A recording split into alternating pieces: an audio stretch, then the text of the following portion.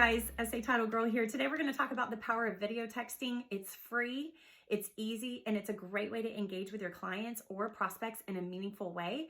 But there's more to it than just sending a video message. So I'm going to give you a couple of tips and tricks to follow. If you've never done this before or you've tried it and you feel like it's not working, stay tuned. And hopefully I will give you some ways to engage with your clients, prospects, and get a video message that gets you responses and keeps you top of mind and engaged with your clients. So if you're like me or you're in sales of any kind, you've probably had to cold call at least once in your life. And I don't know anyone in a crowded room that would raise their hand and say, that's my favorite part of the day. I love cold calling. I love getting on the phone and people telling me that they're busy, they're not interested. Please take me off your call list. Do not disturb me anymore or hang up on me in the middle of a sentence. Once I started having to make cold calls, I realized very quickly that I need to figure out another way to engage with these people. I need to figure out another way to get them to take notice of what it is that I am wanting to do with them, which is to add value and engage with them in a meaningful way. We are inundated nowadays with advertisements and solicitors and people wanting our time and attention. So months and months ago, when I started cold calling, I realized, okay, if this person's not going to take my call, I'm going to go in a different direction. I'm going to go around, and instead of interrupting them, I'm going to disrupt what they're doing. If you watched my last video on the difference between interrupting and disrupting, you'll understand what I mean. And if you haven't watched it, you can go head over there now and watch that video. It's called Don't Interrupt Me by SA Title Girl. The idea is that somebody who is not able to or is unwilling at that moment to take my call for whatever reason, I decided that I would send them a video text. It's free. It doesn't cost any money. And it doesn't really take any extra time. Now, first objection for those of you watching might be, Sarah, I hate the sound of my own voice. I don't like the way I look on camera. And I don't want to use the power of visual interaction to try to persuade someone to talk to me. Okay, so let's address those and break those down one at a time. I don't like the sound of my own voice. The first thing I would say is get over it, because whatever you sound like is not what you think you sound like. And know that nobody is sitting there on the other end of the line, whether it's audio or visual, thinking, I can't stand the way that person sounds. The second thing is maybe you're saying, I don't like the way I look on camera.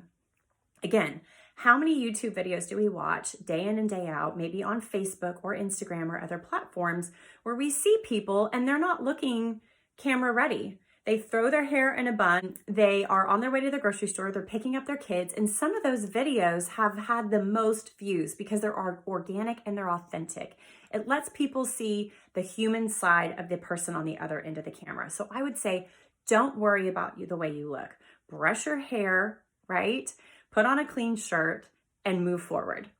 And then the third thing that you may be sitting on the other end of this video right now saying is, if they don't want to talk to me, they don't want to talk to me. It has nothing to do with looks. It has to do with making eye contact and reaching out to that person in a way that forces them to stop what they're doing and watch.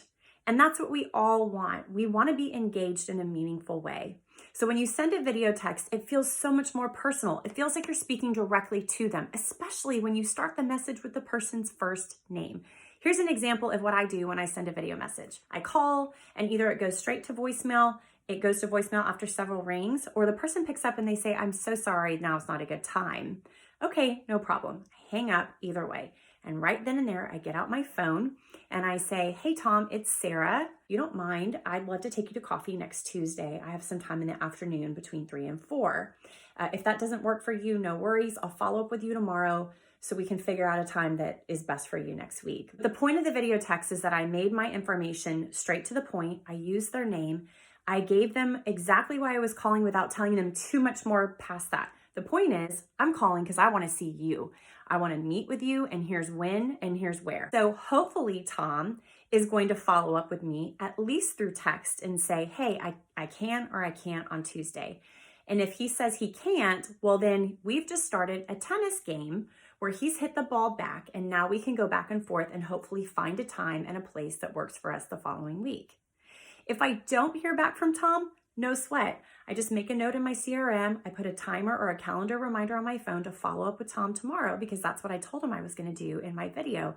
And then he knows and he expects already that I'm going to follow up with him. We're so busy in 2020. We have families, we have carpools, we have basketball practices, we have the grocery store and the vet. I mean, the list goes on and on. So if I don't follow up with Tom tomorrow, he's probably not going to care. He's not going to remember, and he's certainly not going to take the time to follow up with me. But what I've just done is I've told him, I will follow up with you. And people appreciate the follow-up, and you're not being rude. You're not being intrusive. You are simply doing what you said you were going to do, and people care about that, and that matters. The other thing I want to talk about is the importance of using the person's name when you're sending the video message. As I said a minute ago, I try to start the video and say their name right away. I used Tom's name at the beginning. Again, gave him a purposeful reason that I was calling and what I wanted, and then when I would follow up. There is no name under the sun that most of us love more than our own name. It's just human nature. We know that when we're authentic, we provide value and we walk alongside people in life and we do life with them in a way that's organic. When we provide value to our clients and those around us, that the business will come back to us. Using a video text this week would be something that I'm going to challenge you with. The challenge is to send 5 video texts this week. You could do 1 a day if you want to. Sit down, figure out what it is you want to say to them because it may be different for each one. So if you're going to be saying a script that's the same for all 5 people, then just make sure to say their name at the beginning. Add maybe 1 line that personalizes it even more, and then move on. I have not had a single person when I send video text say that they didn't watch my video. In fact, most people that watch my videos say, why didn't I think of that? There is nothing new under the sun. I did not think of this. There have been other people doing it, but if you're not doing it, you need to start. You can always reach out to me if you have questions, comments, or concerns. I'm happy to hear your feedback. I'm SA Title Girl. I'm here to support. I'm here to provide value. Don't forget to like or subscribe below. Oh, and then also you can follow me on Instagram at SA Title Girl. Have a great day, everybody.